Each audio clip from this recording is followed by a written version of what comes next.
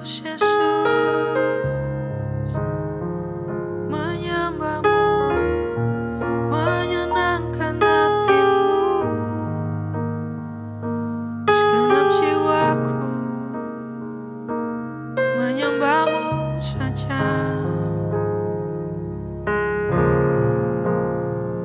Engkau tahu di hatiku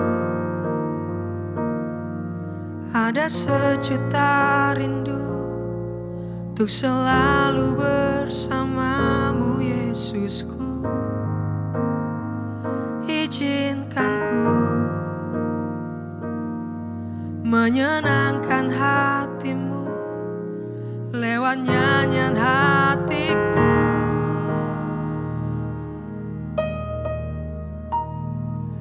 Biarkanlah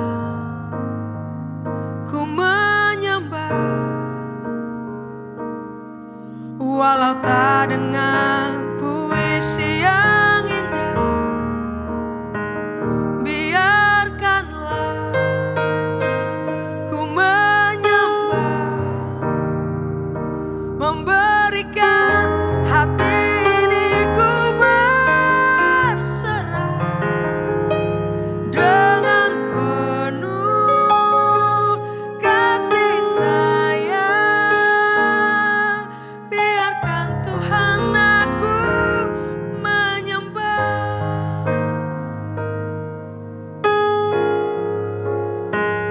Engkau tahu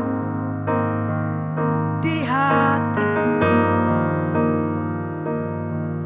ada sejuta rindu untuk selalu bersamamu, Yesusku. Izinkan ku menyenangkan hatimu lewat nyanyian hatiku. Biarkanlah ku menyembah, walau tak dengan puisi yang indah. Biarkanlah ku menyembah, memberikan hati ini ku berserah, oh dengan penuh kasih sayang. Biarkan Tuhan aku, biarkanlah ku menyembah, walau tak dengan puisi yang indah. Biarkanlah ku menyembah, memberikan hati ini ku berserah dengan penuh kasih sayang. Biarkan Tuhan aku menyembah. Ini persembahan kami, ini penyembahan kami, Yesus.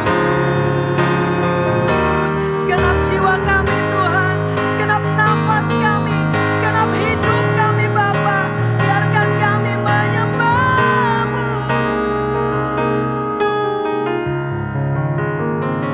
Biarkanlah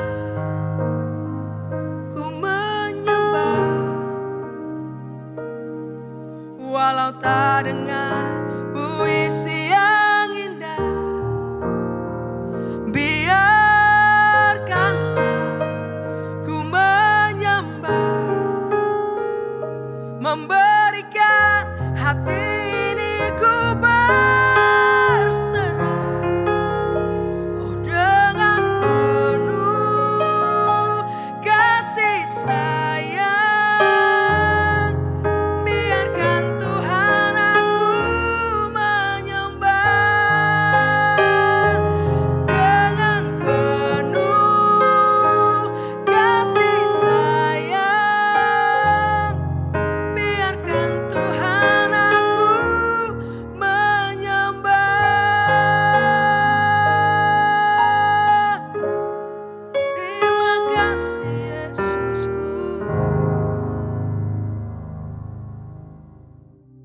Shalom Bapak Ibu Saudara sekalian yang dikasihi oleh Tuhan. Hari ini kita akan membaca dari kitab 1 Raja-Raja pasal yang ke-13. Ini satu kisah yang paling tragis saya melihat ya. Dan juga kok membingungkan juga buat kita saat kita membacanya. Kenapa?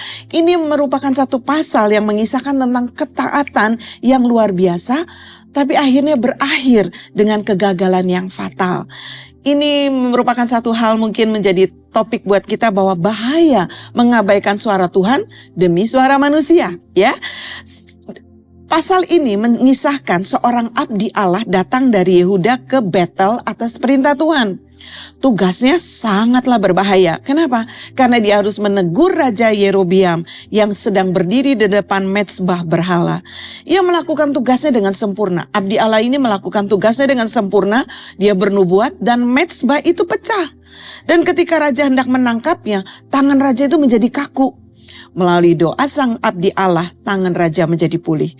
Dan ini yang satu hal yang luar biasa. Tuhan memberikan perintah yang sangat spesifik kepada abdi Allah ini. Dikatakan, jangan makan, jangan minum, dan jangan pulang melalui jalan yang sama.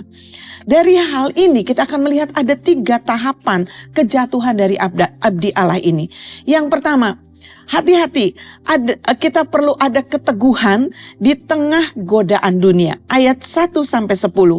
Raja Yerobeam menawarkan hadiah dan perjamuan kepada abdi Allah tersebut. Ini adalah tawaran mungkin kemewahan, tawaran prestis begitu ya. Namun abdi Allah ini pada saat ada godaan seperti itu dia menolak. Menolak dengan tegas karena ia memegang teguh firman Tuhan. Apa yang kita dapatkan dari sini? Seringkali kita kuat saat kita menghadapi godaan yang datang dari musuh atau dari orang-orang yang jelas-jelas tidak seiman. Dan kita lihat poin selanjutnya. Hal yang kedua, tahapan yang kedua. Tipu daya justru datang dari saudara seiman. Di ayat 11-19. Dikatakan tragedi dimulai ketika seorang nabi tua di Betel mengejar dia. Nabi tua ini berbohong dengan berkata bahwa seorang malaikat menyuruhnya membawa abdi Allah itu pulang untuk makan. Nah, celakanya abdi Allah itu langsung percaya tanpa bertanya kembali kepada Tuhan. Apa poin yang kita dapatkan dari cerita ini? Ujian terberat seringkali bukan datang dari orang jahat, melainkan dari orang yang tampak rohani namun membawa pesan yang bertentangan dengan firman Tuhan yang sudah jelas. Poin yang ketiga yang kita dapatkan tentang 3 tahap kejatuhan itu, ketaatan setengah jalan adalah ketidaktaatan. Ayat 20-26. Karena melanggar perintah Tuhan, abdi Allah ini makan dan minum di Betel, abdi Allah itu mati diterkam singa dalam perjalanan pulang. Anehnya singa tidak memakan dan menerkam keledainya. Ia hanya berdiri di samping mayat itu sebagai tanda bahwa ternyata itu adalah hukuman Tuhan, bukan kecelakaan biasa. Jadi poin yang kita dapatkan apa? Tuhan menuntut ketaatan total dari Bapak Ibu Saudara dan saya. Bukan ketaatan yang bertahan hanya sampai separuh perjalanan. Nah, penerapannya, aplikasinya apa? Yang pertama Bapak Ibu, ujilah setiap suara rohani. Di zaman sekarang banyak orang yang akan mengklaim Tuhan berkata kepadaku atau malaikat berbicara kepadaku. Jika pesan seseorang atau siapapun dia, jika itu bertentangan dengan firman Tuhan yang sudah tertulis di dalam Alkitab, jangan ikuti. Jangan biarkan otoritas manusia, mau itu pendeta kah, pendeta senior kah, atau nabi kah, itu menggantikan otoritas firman Tuhan. Hati-hati, kita harus uji setiap suara rohani yang disampaikan kepada kita. Yang kedua, ketaatan kita haruslah konsisten sampai akhir. Banyak orang memulai pelayanan dengan sangat baik, seperti abdi Allah yang berani menegur raja, namun jatuh di tengah jalan karena merasa sudah aman atau mulai lengah. Iblis tidak berhenti menggoda kita hanya karena kita sudah memenangkan satu pertempuran. Dan yang ketiga, hati-hati dengan nabi tua, tanda kutip, di sekitar kita. Nabi tua bisa melambangkan suara-suara yang mengajak kita berkompromi. Sudahlah, gak apa-apa sekali-sekali, atau Tuhan pasti mengerti, ini kan demi kebaikan. Nah Bapak Ibu Saudara sekalian, tetaplah pada prinsip firman Tuhan. Meskipun tekanan datang dari lingkaran yang terdekat, kita tetap mau taat kepada firman Tuhan.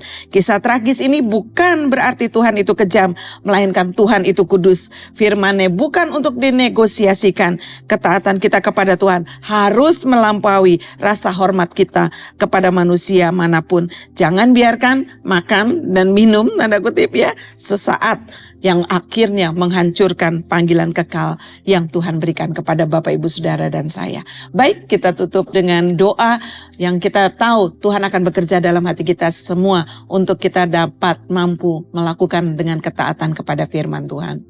Bapa di dalam surga, terima kasih. Satu doa kami hari ini Tuhan, ajar kami taat kepada firman-Mu. Ajar kami tetap teguh memegang firman-Mu. Firman-Mu ya dan kebenaran. Itulah pegangan dalam kehidupan kami, menjadi pedoman dalam jalan kehidupan kami.